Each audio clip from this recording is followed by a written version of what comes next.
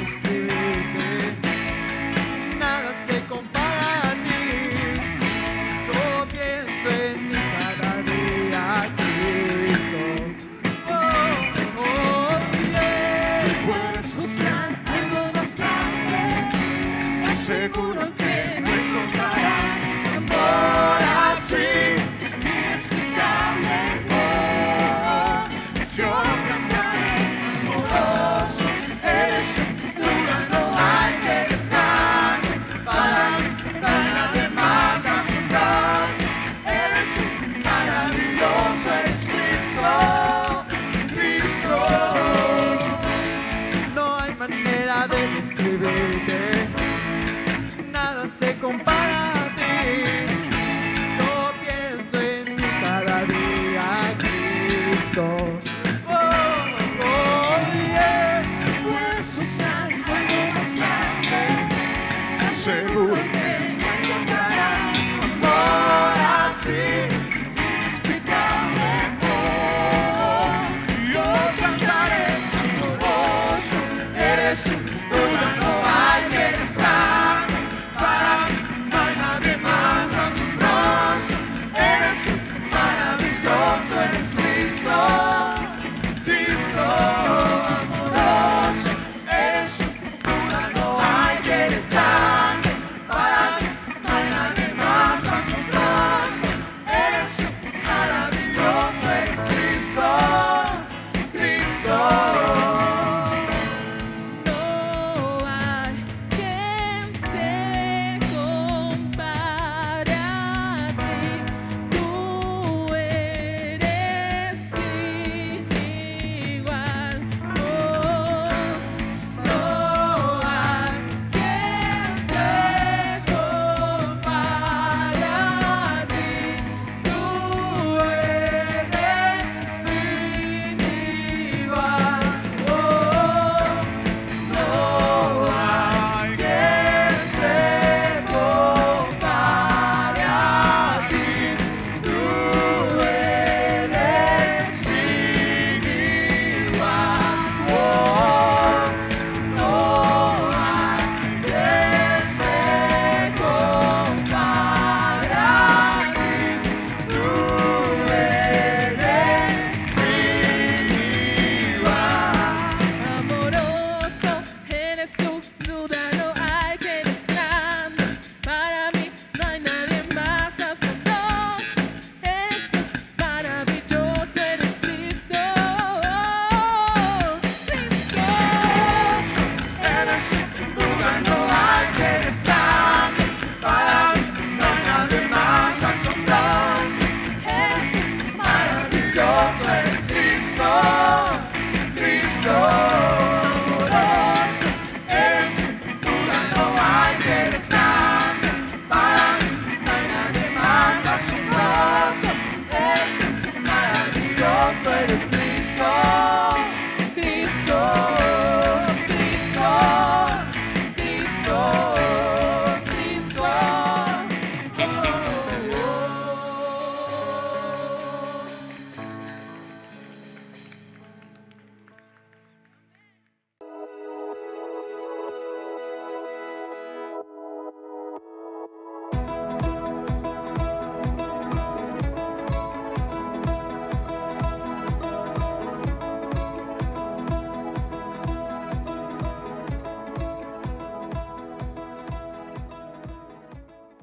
Hola familia, ¿cómo están? ¿Bendecidos o bien tristes? Bendecidos. Como siempre le doy gracias a Dios por la oportunidad de estar aquí enfrente de todos ustedes. Gracias a nuestro pastor que nos da la oportunidad de estar aquí, nos presta la plataforma, amén. Pero sabemos que toda la gloria siempre es del Señor, amén. ¿Y cómo has estado esta semana? ¿Cómo fue tu viernes, tu miércoles, tu lunes? No, hombre, del lunes ni hablemos. Para mí fue una semana muy rápida. Y precisamente pensando en eso, quiero contarte una historia que, como siempre, me gusta contarte una historia antes de comenzar. Cuando yo era pequeño, bueno, no estaba chico, yo creo que estaba en mis 12 años y vivía en Cerritos y allá pues tenía mis amigos y iban a la casa, eran amigos de la iglesia, y uno de los amigos de la iglesia le gustaba estar siempre ahí conmigo. Fue uno de mis mejores amigos en ese entonces y iba mucho a la casa a visitarme y a jugar, ¿verdad? En esos tiempos era algo que nos gustaba hacer siempre. A esa edad todos estamos jugando, no tenemos ninguna otra responsabilidad. Son felices esas personas si no lo saben, ¿verdad? Pero lo que más me gustaba era que él iba y jugábamos ahí un montón de rato y hasta en la noche pasaban sus papás por él y se iba. Y una vez estaba mi mamá en la cocina. Haz de cuenta que la casa allá en Cerritos era de esas casas que vas al baño en la bici y que la cocina la tiene a 2 cuadras y que si tienes frío para ir al patio, o si tienes frío y tienes que pasar por una cobija, tienes que pasar por el patio, así de ese tipo de cosas, una casa de rancho, ¿verdad? Y el patio estaba enorme, ahí era la iglesia en ese entonces, y hasta atrás estaba, pues como en toda casa, el boiler, los servicios, pero todo era de tierra. Y atrás tenía mi papá una estufa de leña, y pues había un chorro de cosas, herramientas, y ahí jugábamos un montón, mis hermanos y yo, y mis amigos que iban. Y una vez estábamos jugando ahí canicas y estábamos haciendo ahí los hoyitos y jugando y todo, y de repente nos encontramos unos tubos tirados de cobre de mi papá y empezamos a jugar a que era una tubería y que por ahí iba a pasar el agua, y así jugando yo y un amigo. Y de repente otro de mis amigos dice: oye, pues aquí hay un poquito de tiner, vamos a ver qué pasa. Y pues estábamos chamacos y le puso un poquito de tiner a la tubería y echamos un papelito ahí con lumbre, y la lumbre no alcanzó el tiner, queríamos que se encendiera. Entonces avienta el papel con lumbre y no encendió el tiner, no lo alcanzó. Entonces yo, en mi mente de ingeniero, dije: pues hay que acercarle el tiner. Y me acerqué con la botella y le hice así al tiner, al papel con fuego. Entonces prende el papel con fuego y prende junto con la botella en mi mano. Y yo: ¿qué está pasando? Y me volví loco ahí. Nada más, reaccioné y aventé la botella y cayó. ¿Dónde crees que cayó? Al lado del tanque de gas. Entonces ahí yo encomendé mi alma al Señor. No es cierto. Mis amigos vieron la botella caer así en cámara lenta al lado del tanque de gas, y no nada más era uno, eran 2, por si acaso, ¿verdad? Para que explotara más bonito. Y pues en ese entonces uno no sabía qué onda. Cae la botella encendida con tiner al lado del tanque de gas. Niños, por favor, no hagan eso en su casa, los que nos están viendo. El tiner no es bueno. Y cayó a un lado y todos corrimos, pero uno de mis amigos, un flaquito, súper chaparrito, era bien valiente siempre. Y yo corrí, imagínate, desde atrás de la casa, corrí todo el terreno hasta afuera. Yo me fui a la calle. Nada más grité: mamá, nos vamos a quemar. Y salí corriendo, y salió corriendo atrás de mí otro amigo. Y este cuate se quedó ahí. Y yo estaba hacia afuera, esperando como cuando avientas un cohete de esos que son la chancla del diablo y truenan bien machín. De esos cohetes que sabes que va a tronar y te va a sonar tu oído, así. Yo estaba hacia afuera esperando y no tronó nada. Pasaron como 10 minutos y ya nos metimos, y mi amigo estaba así al lado del tanque y me dice: la neta, soy tu héroe, te acabo de salvar la vida. Y yo, ¿por qué? ¿Qué hiciste? Gracias. Dice, no, simplemente agarré la botella, me quité mi chamarra, le aventé la chamarra y la quité para allá. Y yo, wow. Y yo y mi otro amigo, wow, qué increíble historia. Y siempre que recordábamos eso, bueno, ojo, para esto nunca le dijimos a mi mamá. Mi mamá como que estaba cociendo algo entre el estéreo y la licuadora y no escuchó nada. Total que mi mamá y mi papá nunca supieron. Mi papá creo que estaba visitando a alguien. El punto es que nadie supo, nada más nosotros tres. Y Dios, ¿verdad? Y haz de cuenta que siempre que contábamos la historia, este cuate, no hombre, yo le salvé la vida. Casi. Y siempre yo le decía, no, ya de más grande yo le decía, muchas gracias, brother. Si nos salvaste de un sustote, pudo haber explotado aquello. Ya más grande me dijo, la verdad es que no hice nada. Vi la botella ahí encendida y se consumió el tiner. Y yo me quedé así en shock, viendo el tiner y el tanque de gas, y luego el tiner y luego el tanque de gas. Me quedé en shock. Pero pues quería ser tu héroe por un tiempo. Y fíjate, esta historia me encanta porque ayer justo la estaba pensando, ¿qué historia voy a contar? Estaba lista toda la predicación, pero no sabía con qué historia comenzar, no encontraba. Y justo ayer me acordé de esta, porque hay historias que todos contamos, que pensamos y siempre las dirigimos de cierta manera. Y realmente pues no siempre las historias son todas verdades, ¿verdad? Total que por muchos años yo pensé que este cuate fue mi héroe y el de mi familia. Como después de 5 años él nos dijo, no, la verdad es que no, pues no supe hacer nada, me choqué. La verdad es que hay historias que escuchamos que no todas son verdad. ¿Cuántas historias estás contando o te han contado acerca de una verdad que en un punto en el tiempo se convierten en una verdad que es relativa? En una verdad que para mi amigo esa fue su verdad. Y al último la verdad es que él no supo hacer nada, él no salvó a nadie, él solamente se pudo haber ahí quemado enfrente del tanque de gas.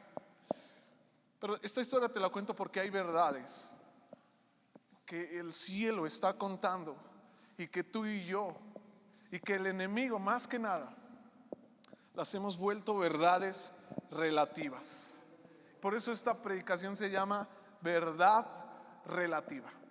Y quiero contarte esta historia comenzando ahí. Y vamos a abrir la Biblia. Vamos a Juan capítulo 8 versículo 34. En lo que llegas ahí, en lo que las pantallas lo tienen, Juan capítulo 8 versículo 34. Es tan impresionante como hay historias que conservamos durante siempre, que al último nos damos cuenta que no fueron exactamente como sucedieron. Algunas cosas son mentira, ¿verdad? Dice así, ¿ya lo tenemos? Jesús respondió, de cierto os digo, que todo aquel que hace pecado, esclavo es del pecado. Amén. Vámonos al versículo 44. Acabamos de leer que Jesús les dice que aquel que hace pecado, esclavo es del pecado. Y el verso 44 dice, vosotros sois de vuestro padre el diablo, y los deseos de vuestro padre quieres hacer. Él ha sido homicida desde el principio y no ha permanecido en verdad, porque no hay verdad en él. Cuando habla mentira, de lo suyo habla, porque es mentiroso y padre de mentira. La historia que te contaba se basó en una mentira, ¿verdad? Nunca fue molesto ni nada, pero al final de cuentas las mentiras son, ¿qué son? Mentiras, ¿no? Entonces acabamos de leer en Juan, en el verso 44, que Satanás es el padre de mentira. ¿Cuántas mentiras hoy estamos creyendo como verdades? ¿Y cuántas verdades hemos vuelto relativas? Pregúntate eso por un momento. Y antes de ir al siguiente paso, te pido que abras el libro de Romanos en el capítulo 7. Vamos a estar leyendo desde el 1 hasta el 6, por ahí del 8. El domingo pasado estaba el pastor hablándonos acerca de que la condenación del pecado ya no está sobre nosotros. Y yo quiero un poquito profundizar en eso, darle seguimiento a lo que el sacerdocio que el Señor te dio a ti y a mí es, y qué implicaciones tiene el pecado, la mentira, la tentación en esa vida extraordinaria que el Señor ya nos dio. Amén. Sabes, como cristianos vamos en un constante avanzar en Cristo, vamos en un constante crecimiento. Si tú no te sientes creciendo en Cristo, si tú no sientes que más y más difíciles son las pruebas, si tú no sientes que más y más se te es revelada la persona de Jesús a tu persona, créeme que estás en un tiempo de estancamiento. Y este año el Señor ya nos lo ha dicho como iglesia. Él nos quiere llevar a vivir una vida extraordinaria. Amén. Di conmigo, vida extraordinaria. Vamos a abrir la Biblia, ya estamos en Romanos capítulo 7 y vamos a leerlo un poquito. Amén, ya lo tenemos. Dice así: ¿acaso ignoras, hermanos? Pues hablo con los que conocen la ley, que la ley se enseñorea del hombre entre tanto éste vive. Versículo 2: porque la mujer casada está sujeta por la ley al marido mientras su marido vive. Pero si el marido muere, ella queda libre de la ley del marido. Versículo 3: así que si en vida del marido esta mujer se uniere a otro varón, será llamada adúltera. Pero si su marido muriere, es libre de esa ley, de tal manera que si se uniere a otro marido, no es adúltera. Pablo está hablando está dando una explicación de qué es la ley. Y vamos a desglosarlo un poquito en cuanto a la ley. Yo no soy muy letrado, yo no tengo mucha sabiduría, pero sí sé que el día de hoy tú y yo vamos a aprender algo nuevo. Amén. Y fíjate, Pablo les está explicando por qué la ley ya no tiene peso sobre los hijos e hijas de Dios. Y ahorita te voy a explicar dos cosas importantes. La primera es que Pablo aquí les está haciendo un ejemplo. Les dice cuando el marido vive, la mujer está bajo esa ley, bajo ese régimen. No puede ir y casarse y vivir y estar con otro hombre, porque vive bajo la ley de que ella ya es esposa, ¿verdad? Cuando lo hace, eso se llama adulterio. Pablo les está dando este ejemplo. Sin embargo, en el mismo ejemplo, si este marido muriera, la mujer está libre de esa ley. La ley en ese ejemplo es que es casada, ¿verdad? Y cuando muere su marido, su nueva ley es que ella es viuda. Despierta un poquito, ¿verdad? Despierta un poquito. Ella es una mujer viuda. Entonces ya la ley de un matrimonio no existe sobre ella. Y es lo mismo que Cristo, al venir a morir en la cruz, hizo por ti y por mí. Pablo les empieza a explicar a la gente: ustedes que son hijos, el peso de la ley, de la antigua ley, ya no está en ustedes. La ley, ¿cuál ley? La ley de Moisés, aquella que dice: no tendrás dioses ajenos. ¿Por qué? Porque sí tenemos dioses ajenos a nuestro Dios, ¿verdad? Si tuviera peso sobre nosotros, estaríamos desde el primer mandamiento condenados, ¿verdad? Hay otro mandamiento que dice: no robarás, no desearás a la mujer de tu prójimo. En esa ley, tú y yo, bajo el peso de esa ley, tú y yo estamos condenados. Sin embargo, Cristo Jesús vino y murió por nosotros para que esa ley se cumpliera en Él. Amén. No se cumple en ti y en mí, no podemos. Somos totalmente incapaces de que la ley se cumpla en nosotros. Solo uno perfecto hay. ¿Quién es? Cristo Jesús. Entonces hay 4 cosas que quiero hablarte acerca de lo que te detiene a ti y a mí para vivir nuestra vida extraordinaria. No estoy hablando de un espejismo, no estoy hablando de una felicidad falsa. Estoy hablando de que Cristo Jesús ya te salvó, eres hijo. Pero aunque somos hijos, vivimos perseguidos, vivimos derrotados, vivimos con pensamientos que un hijo de Dios no debería tener. Yo vivo con pensamientos que un hijo de Dios no debería tener. Y esta predicación no es solamente de aquí hacia allá, el Señor la habla también a mí.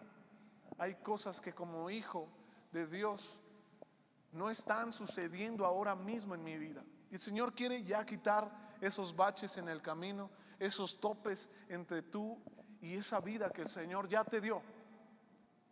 ¿Cuántos creen que el Señor nos llamó a vivir una vida extraordinaria? Una vida libre del peso del pecado. Amén. Número 1, la ley tiene dominio sobre nosotros.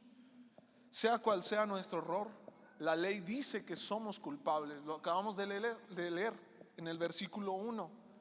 Dice que no ignoremos que la ley se enseñorea del hombre, entre tanto éste vive. Número 2, el fruto de la condenación de la ley es la muerte. ¿Por qué? Porque incumplimos la ley, pecamos, y la paga del pecado, ¿qué es? La muerte. La ley nos condena a morir eternamente. Número 3, morimos a la ley y a su condenación. Vamos a leer el versículo número 6.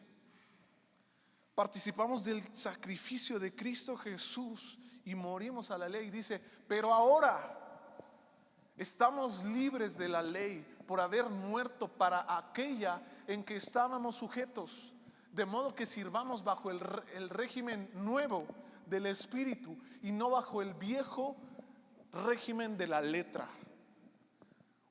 Cuando tú y yo no habíamos conocido al Padre, a Cristo Jesús, y no habíamos aceptado su sacrificio, el régimen de la ley pesaba sobre nosotros. Pero cuando Cristo Jesús y su sacrificio es aceptado por ti y por mí en nuestro corazón, ese régimen es cancelado, ¿sí? Y comienza un nuevo régimen, el régimen del Espíritu. Y eso está muy interesante, porque el Espíritu es el que debe de dominarnos. Morimos a la ley por cuanto participamos del sacrificio. Y esto está así: el Padre eterno dictamina un parámetro para poder acercarse a Él, para llegar a ser salvos, que es la ley, ¿verdad? Y como humanos estamos vendidos al pecado. Desde el primer momento en que Adán y Eva caen, toda nuestra generación, todo el mundo, todo hijo e hija, todo niño y niña, estamos bajo el régimen del pecado, en donde tus tendencias, tus idealidades son el pecado, en donde hay algo intrínseco del ser humano que tiende al pecado. Por eso el pastor nos decía el domingo pasado que a nadie se nos enseña cómo hacer lo malo. Tenemos que enseñarnos a hacer lo bueno, porque intrínsecamente en nuestra vida hay algo que tiende hacia desobedecer a Dios, hacia desobedecer la ley, ¿verdad? Entonces viene la ley como un parámetro, y tú y yo, el hombre, no sabía que eso era malo.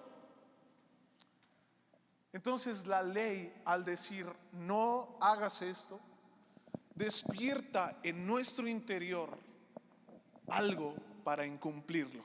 ¿Sí o no? ¿Cómo están tus hijos adolescentes? ¿Cómo está tu hijo de 5 o 6 años que le dices, no agarres esta paleta, y lo dejas ahí enfrente del dulce, y el niño nada más te ve que te alejas y ya la trae en la boca, ¿verdad? Y ahí está la mamá, te voy a decir que te metas una zanja a ver si ahí sí me obedeces. Porque intrínsecamente en nuestra humanidad hay algo que apunta hacia quebrantar la ley. ¿Qué quieres que no haga? Porque eso voy a hacer. Y es lo mismo como padres, algún día lo viviré, pero como padres lo vives. Es lo mismo que Dios al estipular su parámetro, que es la ley, vive. No podemos alcanzar la salvación, no podemos acercarnos a Dios por la ley. Entonces, ¿qué sucede? El Padre envía a su Hijo, a su único Hijo, para que el peso, todo el peso de su ley, de la ley de arriba, de la ley del cielo, se cumpla en su vida. Y para que de abajo hacia arriba todo el pecado, toda la maldición, todas tus enfermedades, todos tus dolores fueran pagados en Él. Por eso la palabra dice que no hay otro camino hacia el Padre más que Cristo Jesús. Y quiero que tú lo entiendas así. No hay otra conexión hacia el Padre que Cristo Jesús. ¿Por qué? Porque en Él, en Cristo Jesús, en su sacrificio se cumplió la ley, se cumplió la promesa. Y ahora somos revestidos de su sangre. Y cuando el Padre nos ve a ti y a mí, ve a Cristo Jesús en nosotros. Por eso el peso de la ley ya no está en nosotros, somos libres. Amén. Y Pablo en todo el capítulo 7, si tienes oportunidad, léelo. En el capítulo 7 les está explicando qué es la ley. ¿Es mala la ley? No, les explica que la ley no es mala. La ley está para determinar qué es bueno y qué es malo. Nada más, es todo. Pero porque la ley existe, tú y yo estábamos condenados. Cristo Jesús viene, se cumple en ella y hoy somos libres de ese pecado. Amén. Pero esta verdad, esta central, Satanás se ha encargado de pisotearla. Por eso es que leíamos Juan capítulo 8 y 34, en donde el versículo 44 dice que el enemigo, Satanás, es padre de mentira. Su trabajo es tomar la verdad de nuestra vida. Sabes, él no puede robarte tu salvación, pero sí puede robarte tus verdades. Y eso es algo que el Señor tocó dentro de mí. ¿Qué verdades Satanás ha pisoteado en mi vida, en tu vida? Por eso te hablaba de mi historia, de una verdad que siempre contamos, que siempre me contaron, pero fue una mentira. Es una historia chusca. Pero hay una verdad que el cielo está diciendo, que tú ya tienes una vida extraordinaria determinada para ti, que eres libre del peso de la ley, que eres libre del peso del pecado, porque ya no somos esclavos del pecado. Amén. Pero el diablo se encarga de tomar esa verdad y pisotearla. Y aquí voy a hacer un paréntesis. Hay tantas personas que creen que el diablo y Dios son contrincantes iguales. Cuando yo era chico, yo pensaba que el diablo era Randy Orton, a los que ven las luchas, y que Dios era como John Cena, o sea, que eran los mismos, como la selección mexicana y Estados Unidos. Tú piensas que se levanta Satanás en una estatura, en un peso, en un tamaño, y Cristo Jesús se levanta en el mismo peso y en el mismo tamaño. Pensamos que Satanás da un revés a Jesús y que Jesús le duele y Jesús responde con otro. No, Satanás no se compara a nada con lo que Cristo Jesús es. Satanás no es nada comparado con lo que Dios es. Cristo Jesús con sus manos, con su voz, habló y creó a Satanás. Y algún día, lo dice Daniel y lo dice Apocalipsis, su voz, solo su voz, fíjate qué interesante, qué impresionante es el poder del Padre. Solo su sola voz hablada destruirá al enemigo. No compares a Cristo con Satanás en potencia. Cuando Satanás tiene dominio, cuando Satanás tiene fuerza, cuando muestra su poder, es porque Cristo lo deja. Es porque el Padre le da la oportunidad. Es porque el Señor suelta la correa. Pero nunca pienses que Satanás es igual que el Padre. Y ese es un mito que tenemos como cristianos. Ahí viene el diablo, pero aquí tengo a Cristo y se van a dar el tiro ellos dos. Eso es mentira. Eso es una mentira que Satanás ha incrustado en tu vida. Por eso es que Satanás llega.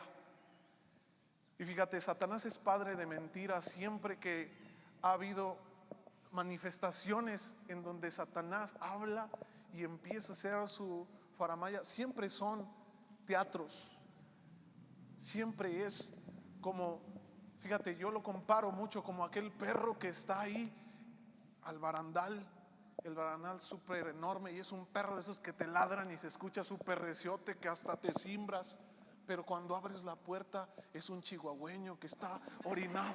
Eso es Satanás. Y sabes, el Señor nos está hablando una verdad en donde la palabra de Dios te ha hecho libre, en donde el sacrificio de Dios te ha dado una nueva oportunidad. Pero permitimos que ese chiste de Satanás se pisotee esa verdad. Sabes, tú y yo permitimos que Satanás pisotee nuestra verdad cuando pecamos, cuando nos equivocamos. Pero vamos a leer algo interesante. En el capítulo 8, ahí mismo en Romanos, capítulo 7, capítulo 8, encontramos que hay una verdad intrínseca también en nosotros, en donde tendemos al pecado. En el capítulo 8 dice, en el versículo en Romanos, hay 3 cosas que el Señor ya hizo por ti y por mí, y lo leímos el domingo pasado, ¿verdad? Bueno, no está en las pantallas, pero dice que ninguna condenación hay para los que estamos en Cristo Jesús, los que no andan conforme a la carne, sino conforme al Espíritu. El domingo pasado entendimos que era andar conforme a la carne y conforme al Espíritu, ¿verdad? Siguiente versículo. Porque la ley del Espíritu de vida en Cristo Jesús me ha librado de la ley del pecado. La ley del pecado es aquella que dominaba mientras la sangre de Cristo Jesús no estaba sobre mi vida. Siguiente versículo. Porque lo que era imposible para la ley de Moisés, esa ley de los mandamientos, por cuanto era débil por la carne, porque el ser humano, tú y yo, la quebrantamos, Dios, enviando a su Hijo en semejanza de carne, de pecado, y a causa del pecado condenó el pecado en la carne, condenó el pecado en Cristo Jesús. Siguiente versículo. Para que la justicia de la ley se cumpliese en nosotros, que no andamos conforme a la carne, sino conforme al Espíritu. Siguiente versículo. Porque los que son de la carne piensan en las cosas de la carne, pero los que son del Espíritu en las cosas del Espíritu. Fíjate, en el versículo 2 dice que el Señor Jesús ya nos libró del pecado y de la muerte. Número 2, nos capacita para cumplir la ley. Eso está en el versículo 4. Vamos a leerlo. Versículo 4. Estamos en el 1 ahí. Porque la justicia de la ley para que la justicia de la ley se cumpliese en nosotros, que no andamos conforme a la carne. Esto está muy interesante porque el Señor, como que esta palabra la metí así muy en lo profundo de mi interior. Andar conforme a la carne es que hay una premura, hay un impulso por hacer lo que está mal. Y fíjate, el pecado funciona así. Primero está en un pensamiento. Primero entró por nuestros ojos, por nuestros sentidos, y está en un pensamiento. Y ahí está, divagando, paseándose por todo nuestro cerebro, por todos nuestros pensamientos ahí, pero no está sucediendo, simplemente está en nuestro pensamiento. Y después en la ejecución, con nuestras manos, con nuestros pies, con nuestro cuerpo lo hacemos, ¿verdad? Pero entre que pasa de nuestra mente, de nuestro pensamiento a nuestros miembros, hay una decisión, ¿verdad? tú decides hacerlo o no. Y cuando tú decides hacerlo es porque fíjate, andar en la carne es que hay una premura, hay un impulso por hacerlo. Está en tu mente y es tan fuerte y son voces enormes y es tu pensamiento diciendo: intentar, lo puedo intentar, lo puedo hacer, ¿verdad? ¿Qué pasaría si? Y te empiezas a preguntar cositas en tu cabeza. Cuando acuerdas, ya lo estás haciendo, ¿verdad? Pero tomaste una decisión. Siempre al pecar tomamos decisiones. ¿Y cómo lo hacemos? ¿Cómo podemos hacer para que el pecado no pase de un pensamiento a una decisión? En el versículo 5, justo ahí, dice que el Señor nos da fortaleza para vencer tu naturaleza no redimida. Dice así: porque los que son de la carne piensan en las cosas de la carne, pero los que son del Espíritu piensan en las cosas del Espíritu. Siguiente versículo. Porque el ocuparse de la carne es muerte, pero el ocuparse del Espíritu es vida y paz. Siguiente versículo.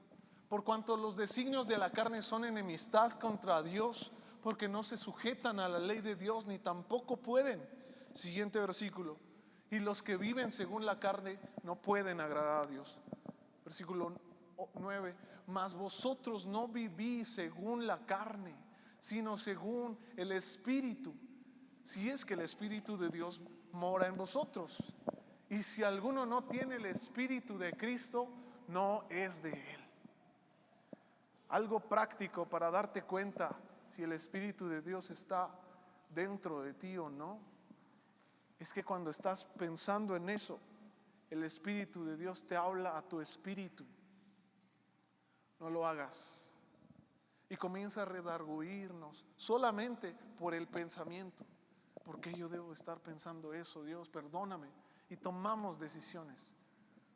Pero cuando en tu mente no hay pues no puede ser malo, solamente está una decisión, es porque necesitas aceptar a Cristo en tu corazón. Pero yo creo que aquí en nuestra casa, Pajiel, el Espíritu de Dios está en ti. Por eso es que hay pensamientos que vienen a nuestro corazón y nos hacen dudar, nos hacen pensar, pero el Espíritu de Dios reacciona, nos enfoca, nos reenfoca.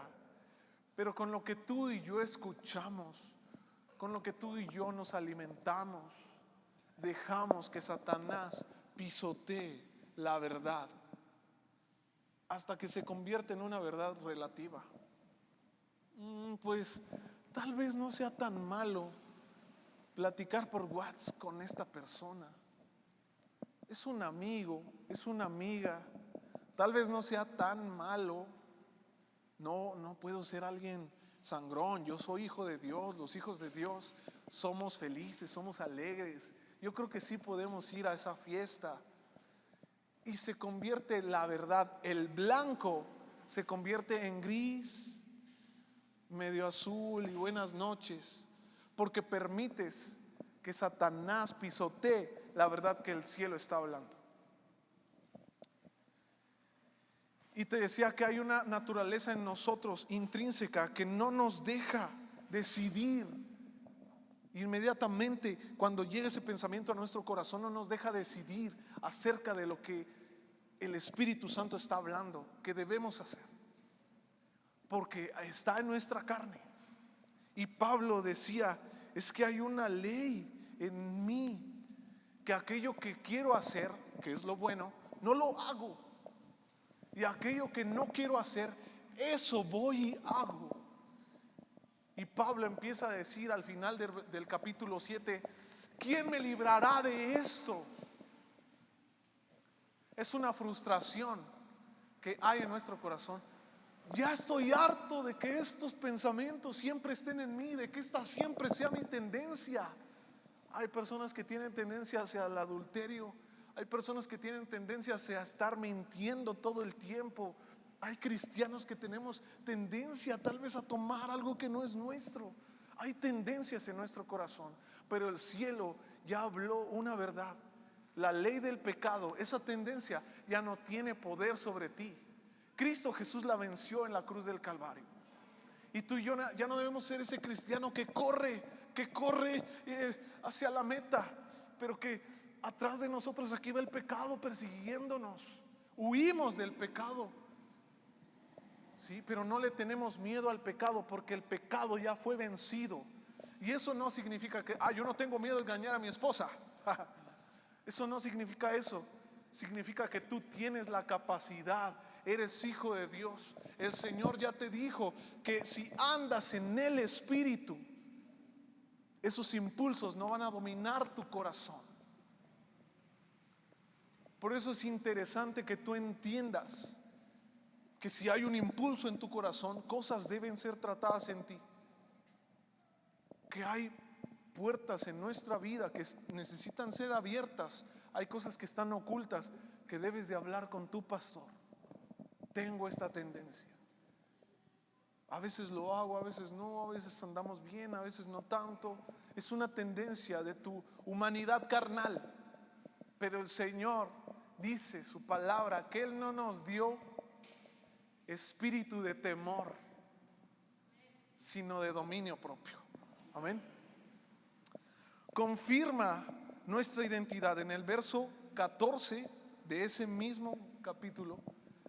Porque todos los que son guiados por el Espíritu de Dios, estos son hijos de Dios. ¿Alguna vez te ha guiado el Espíritu de Dios en alguna cosa? ¿Sí? Bueno, es porque el Espíritu de Dios está contigo, está dentro de ti. Primera duda despejada, ¿verdad? Wow. Como el danopsote, ya me había espantado. Versículo 15. Pues no habéis recibido el espíritu de esclavitud para estar otra vez con temor, sino que habéis recibido el espíritu de adopción, por el cual clamamos Abba Padre. Por el cual cuando vienen esos pensamientos que te detienen de vivir esa vida extraordinaria, esa vida en poder, esa vida en donde tus hijos te ven orando, tus hijos te ven dando testimonio, en donde esos pensamientos ya no dominan sobre ti, en donde puedes tomar decisiones. Sí, pensé en esto y me arrepiento, Señor, pero hoy decido romper todo lazo. Hoy decido caminar en ti, en tu Espíritu. Espíritu Santo, domíname, poséeme. Estate no alrededor de mí, está dentro de mí. Ese debe ser nuestro clamor. Siguiente versículo. Clamamos Abba Padre, versículo 16. El Espíritu mismo da testimonio a nuestro espíritu de que somos hijos de Dios. Porque cuando llega el pensamiento, el Señor está hablando. Cuando llega el pensamiento, el Espíritu Santo te habla y te dice: tú no eres esta persona. Estas palabras tú no los dices. Estas miradas tú no las tienes. El Espíritu de Dios te está confirmando que tú eres hijo de Dios. Por más que aquí alguien se pare y te diga que eres hijo de Dios, pero tú no creas cuando los pensamientos te atacan y el Espíritu Santo te habla. Si tú no crees, si tú piensas: es que esa es mi conciencia. No, es muy diferente. Porque tu conciencia te va a decir: pues sí, eso está mal. Pero el Espíritu Santo te hace sentir arrepentimiento. Amén. Siguiente versículo.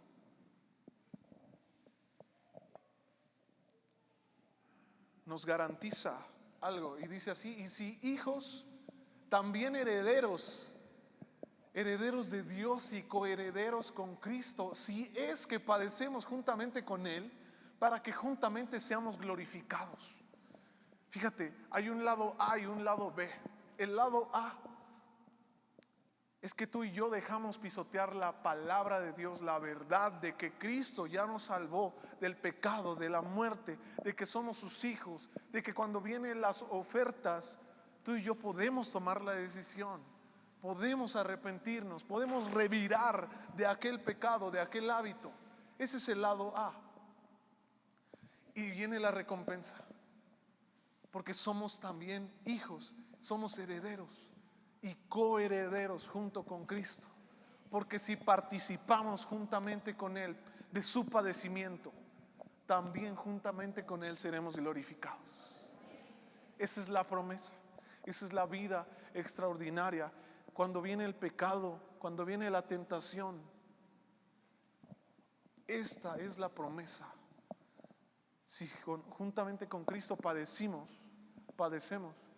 también con Él seremos glorificados. Hay una vida extraordinaria que Cristo quiere darte. Y esa vida, hablando de la tentación, es que junto con la tentación, dice su palabra, viene la salida. Amén. Es interesante porque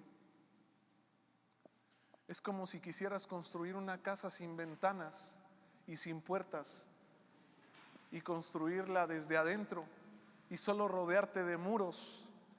Pensamos que la tentación es una casa sin ventanas y sin puertas, sin salidas, cuando la realidad es que la tentación es una casa en donde tú eres sumergido, pero tiene salidas.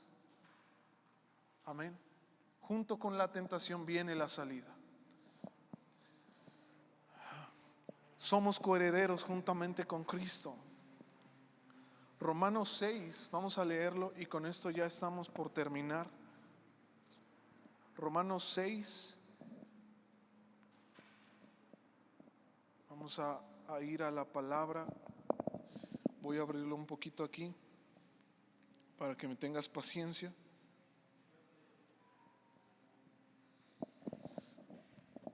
Romanos 6 dice: ¿qué diremos entonces?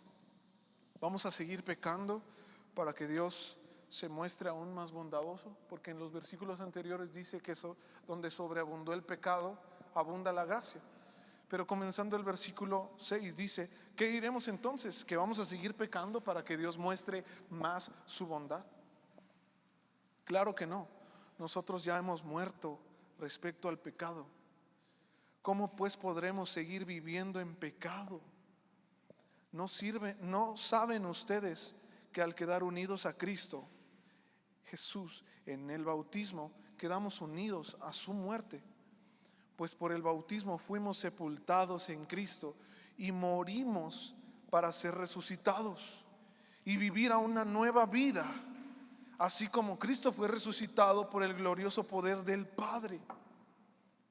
En Cristo murió el pecado y en Cristo murió nuestro pecado, pero también Cristo resucitó y en Cristo tú y yo resucitamos. ¿Por qué lo digo? Porque es ese ejemplo que Pablo estaba diciendo de la esposa. Nuestro esposo, el pecado, ya murió. Ponlo así: estás viuda para el pecado. Puedes casarte con el Padre. Puedes casarte en las bodas del Cordero. Amén. Ya la ley de una esclavitud con el pecado, de un matrimonio con el pecado, ya no está sobre ti, porque el pecado murió en la cruz. Moriste tú también, morimos junto con Cristo, pero al tercer día resucitó y junto con Él fuimos resucitados para algún día estar con Él, para ser su esposa. Amén. Vamos a leer el versículo 11 de ese mismo capítulo. Verso 11 dice: así también ustedes considérense muertos al pecado, pero vivos para Dios en unión con Cristo Jesús. Considérense, Pablo les está diciendo ahí: piensa en ti como alguien quien ya murió para el pecado. Este pensamiento no es una idea nada más, es una revelación que la fe trae a nuestra vida. Esa revelación de que somos hijos es una absoluta confianza de que el pecado ya no tiene poder sobre mí. Y sabes, cuando hay una persona con la que estás negociando y le dices: oye, ¿cómo ves si me das tu carro y yo te doy mi bici? Pues, la otra persona te va a decir: no hay nada que negociar, no tengo nada que ganar. Es lo mismo que tú y yo cuando el pecado comienza a negociar con nosotros, cuando el enemigo comienza a negociar la verdad. A lo mejor esa no es un pecado, a lo mejor no es malo hablar, y comienza a negociar el pecado, el enemigo con nosotros y el pecado, pero tú y yo no tenemos nada que ganar. No agarres la bici por el carro. Versículo 12. Por lo tanto, no dejen ustedes que el pecado siga dominando en su cuerpo mortal y que lo siga obligando. Estoy leyendo en la versión Dios habla hoy. No dejen que el pecado les siga dominando y que lo siga obligando a obedecer los deseos de su cuerpo. Siguiente versículo: no entreguen su cuerpo al pecado como un instrumento para hacer lo malo. Al contrario, entréguense a Dios. Señor, yo llevo cautivos a ti estos pensamientos. Señor, mis manos, mis pies te obedecen, mis pies caminan hacia tu verdad. Mis pies, mis oídos escuchan tu palabra y no escuchan la basura que probablemente siempre estoy escuchando. Se trata de dos factores aquí, y con esto termino. 3. Número 1, dejamos que Satanás vuelva relativas las verdades del reino. Número 2, no te consideras como alguien que murió al pecado, porque como siempre te está pasando ese pecado, tú piensas que es algo muy de ti. Pero la realidad es que Cristo ya lo sacó de ti. Cristo ya venció esos deseos. Y número 3, presenta tu cuerpo, presenta tus manos, ofrécete a Dios. No te ofrezcas al pecado. No te pongas ante el pecado como una ofrenda. No dejes que el pecado te obligue. Vamos a Ezequiel. Bueno, dice en el versículo 13 y 14, dice: no entreguen su cuerpo al pecado, al contrario, entréguense a Dios como personas que han muerto y han vuelto a vivir, y entreguen su cuerpo como instrumento para hacer lo que es justo delante de Dios. Versículo 14: así el pecado ya no tendrá poder sobre ustedes. No puedes usar un asiento que ya está ocupado. Y tú y yo vivimos la vida cristiana siguiendo a Cristo como un asiento ocupado por las mentiras que Satanás sembró en nuestros corazones. Ocupa tu vida, llena tu vida de las verdades que Dios derrama sobre ti. Llena tu vida de la palabra de Dios. El pastor nos decía: aliméntense, hombres, de cosas buenas. Dice la palabra: si hay algo que es bueno pensar, algo admirable, en esto piensen. Ocupa tu mente en cosas buenas, ¿verdad? No puedes usar un asiento que está ocupado. Cuando mi vida está llena de la verdad de Cristo, las mentiras de Satanás no caben. Amén. Y por último, en Ezequiel capítulo 36, versículo 26. Aquí sí quiero que lo leamos desde las pantallas. Con esto termino. Ezequiel 36, versículo 26 dice: os daré un nuevo corazón y pondré espíritu nuevo dentro de vosotros, y quitaré de vuestra carne el corazón de piedra y les daré un corazón de carne. Versículo 26: y pondré dentro de vosotros mi espíritu y haré que andes en mis estatutos y que guardes mis preceptos y los pongáis por obra.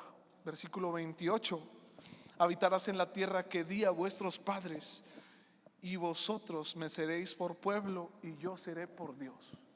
Yo seré ustedes su Dios. Esa es una de las promesas que el Señor nos da, pero es la primera que Satanás quiere interrumpir. Y ponte de pie, ya estamos terminando.